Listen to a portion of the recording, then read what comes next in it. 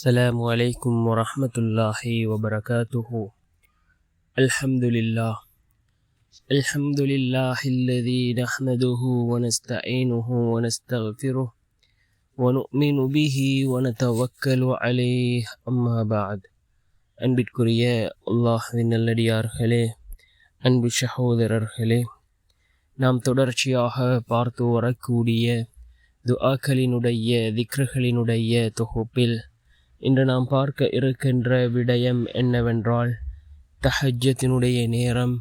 தஹஜ்ஜத்தினுடைய தொழுகையை தொழுதுவிட்டு இந்த சூறாவை 100 தடவைகள் ஓதி அல்லாஹ்விடம் பிரார்த்தனை செய்வோம்.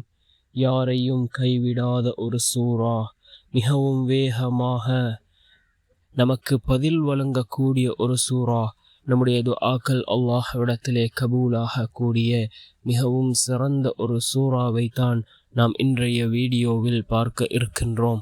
அன்பார்ந்த சகோதரர்களே, அல்லாஹ்வின் நல்லடியார்களே, தஹஜ்ஜத்தினுடைய நேரம் அது மிக முக்கியமான ஒரு நேரமாக இருந்து கொண்டிருக்கின்றது. இந்த தஹஜ்ஜத்தினுடைய நேரத்தில் நாம் கேட்கக்கூடிய துஆக்கள் அல்லாஹ்விடத்தில் கபூலாகும்.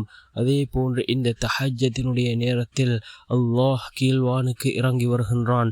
ஸல்லல்லாஹு அலைஹி வஸல்லம் அவர்கள் கூறினார்கள், அல்லாஹ் கீழ்வானுக்கு இறங்கி வந்து, என்னை அழைக்கக்கூடியவர்கள் யாரும் இல்லையா?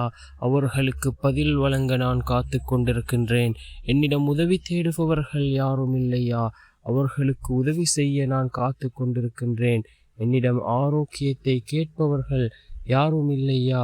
அவர்களுக்கு ஆரோக்கியத்தை வழங்க நான் காத்து கொண்டிருக்கின்றேன் என்று அல்லாஹ் கீழ்வானுக்கு வந்து கூறுவதாக அல்லாஹ்வினுடைய தூதர் ஸல்லல்லாஹு அலைஹி வஸல்லம் அவர்கள் கூறினார்கள். அந்த அளவுக்கு சிறந்த ஒரு நேரம் இந்த தஹஜ்ஜத்தினுடைய நேரமாக இருந்து கொண்டிருக்கின்றது. இந்த தஹஜ்ஜத்தினுடைய நேரம், தஹஜ்ஜத்தினுடைய அந்த தொழுகையை தொழுதுவிட்டு நாம் அல்லாஹ்விடத்தில் கையேந்தி துஆக்களை செய்வோம். நிச்சயம் அல்லாஹ் நம்முடைய துஆக்களுக்கு பதில் வழங்குவான்.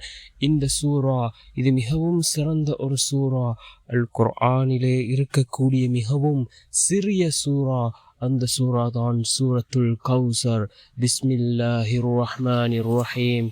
இன்னா அதைனாக்கல் கௌசர் ஃபஸல்லி லிரப்பிக வன்ஹர் இன்ன ஷானிஅக ஹுவல் அப்தர் என்று வரக்கூடிய இந்த சூரா கௌசரை ஓதுவோம்.